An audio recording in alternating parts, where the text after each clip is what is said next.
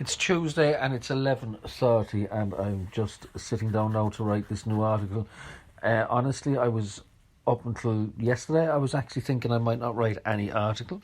As you know, my form has been great and I really didn't feel that I wanted to do another article, which would have been three in a row, about where my mental health is, particularly if it hadn't improved a whole lot. I would have been just repeating what I'd said last week, that I've taken steps and, I've chilled out a bit and I've gone back on the medication and I've seen the therapist and I know that I'll reap the benefits and I'll have to wait for them. But something changed yesterday and I'll give a quick background on what's happened there.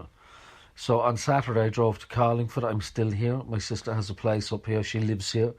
But it's really a kind of a summer place, if that makes sense, even though she lives here permanently. Carlingford is really a place where lots of people have summer houses, and it has this kind of, you're on holidays energy. And my sister's often talks about people come here and they get what they call the sleeping disease, and I got the sleeping disease. I arrived here on Saturday evening at about 4ish and I went to bed at 10, and between 10 o'clock Saturday night and 1 o'clock yesterday, which is a period of give or take around 40 hours. I probably slept for 34 of them, certainly 30 to 32 of them, a huge chunk of sleep. My body just went, obviously, I'm on holiday, I need to chill.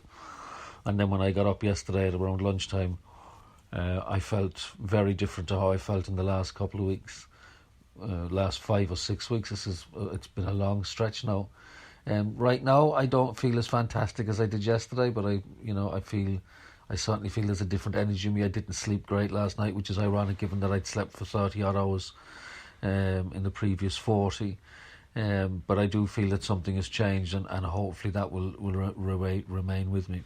Anyway, the point is this, that having woken up yesterday feeling better, I thought, okay, I've got an article to do, and I didn't want to do it around what I've just said, that I'm in the same place, but now things are different, so what will I do? And then I had an idea. And it's always lovely when you have a creative mind, when you have an idea. So a couple of weeks ago I did the article with my Tom Waits piece, with the rewrite of I Hope I Don't Fall in Love with You, and did the call out for, let's get hold of Tom Waits and try to release it. It was his birthday yesterday or the day before. Actually, he was 71. But needless to say, I haven't been able to get hold of Tom Waits. The man is a complete recluse, and that version of I Hope I Don't Fall in Love with You will probably, now I've accepted, never get the official seal of approval from Tom Waits, and is destined to remain as kind of an unofficial release that he knows nothing about. And that's okay. I think I need to get over a block in my head that says if you haven't got everybody's permission to do what you want, then you can't do it. And that's what's led me to this. So I'm going to share with you today something that I really shouldn't share with you. And in some ways it's quite bold, but I'm feeling emboldened right now. So being emboldened often means that you do things that are bold. About 2 years ago I had an idea for a Christmas song, and it's a rewrite of a well-known classic Cobh song, and I rewrote it a couple of years ago and then I forgot about it, and then late last year I remembered it, but it was too late to get it done for Christmas last year. And then lockdown arrived this year, and the first lockdown was great for me. I did lots of creative stuff, and because we were in lockdown and I wasn't really working, this thing came back into my head and went away and kind of fine-tuned it. There's a process involved there where I sent it to people and got them to play it, and then a friend of mine said, no, you don't need to be getting other people to record it, you need to do it yourself. So there was a lot of practice and flapping around trying to get the rhythm right, because I don't sing. But I needed to get this thing done as a spoken word piece.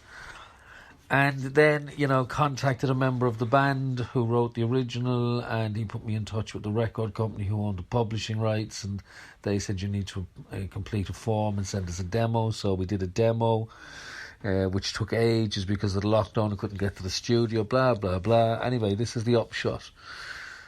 Had a demo of a classic song rewritten as a Christmas song, sent it to the record company saying, we'd like to release this. They said, no, you cannot do this. And basically the way it comes back in the email form is, we're not giving you permission to do it. And then there's a kind of a squiggly thing, small print effectively, where they're saying, please acknowledge this. that we've informed you of this, and you're committing effectively to not doing anything with this. And if you do, they'll sue you. No, I'm not worried about being sued. I haven't got fucking anything to be sued for. Pardon the bit of French in there. But here's what's going to happen now. It's the 8th or 9th of December.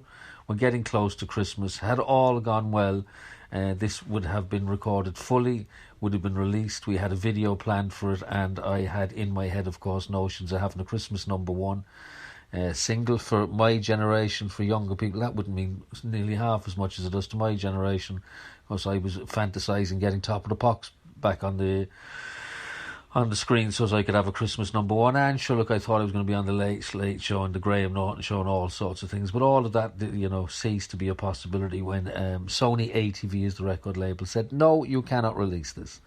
And I'm not going to release it, but I am going to share it with you today. It's a demo. It would have had much more filling in if we completed it. But because it's Christmas, and because I'm feeling better, and because I'm feeling emboldened, and because being emboldened means that I can do something that's a little bit bold, I'm going to share it with you. I'm not even going to tell you what the name of the song is. I'm going to let you be surprised when you hear it kick in. Today being the 9th, tomorrow's the 10th, I'm wondering, do I have another article before Christmas? 10 and 14 is 24, that's Christmas Eve. Jeez, I can't imagine Kieran wants an article on the 24th of December, Christmas Eve, but maybe he does. But just in case he doesn't, I'm going to say Happy Christmas to you all. I'm going to say a quick thank you to anybody who's read or listened to anything that I've contributed to Cobh News over the last couple of months.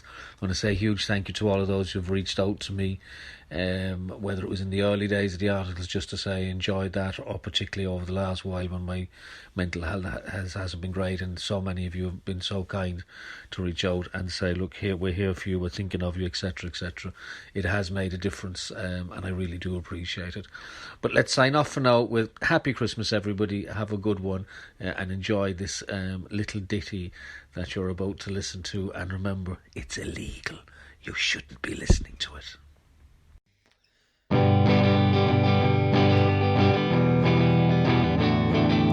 My mother knows Santa Claus. She met him in the chimney, she was looking for flaws. It was Christmas Eve, she had to be sure Santa could make it safer to our living room floor.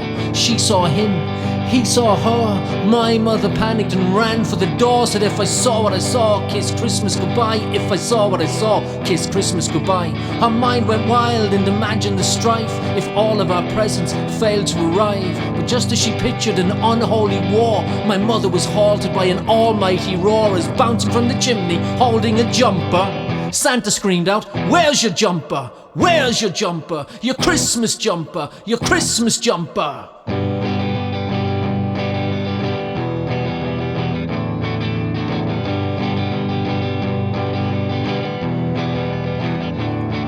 Yes, bouncing from the chimney, holding a jumper, Santa screamed out, where's your jumper? Your Christmas jumper. Where are your jumper? Your Christmas jumper. Your Christmas jumper. Hold on, I'm checking on my list now. How, checking on them twice now. How, gonna find out now. How, if you've been naughty. Oh no, it says here you didn't send me a letter, and now you're not wearing your Christmas sweater. That's not very nice, I'm sure you'd agree, when I'm working so hard to get presents to thee. Flying over rooftops, go, I'm dashing through snowstorms, so cold, I'm flying over rooftops, chimney to chimney. You can't just wear your jumper, your Christmas jumper. Where's your jumper, your Christmas jumper? Rudolph the legend is wearing a sweater, and I can assure you it can't get any wetter. His red nose is frozen, it won't even twitch. Been like that since we passed the shaky bridge, but still he's flying over rooftops, go.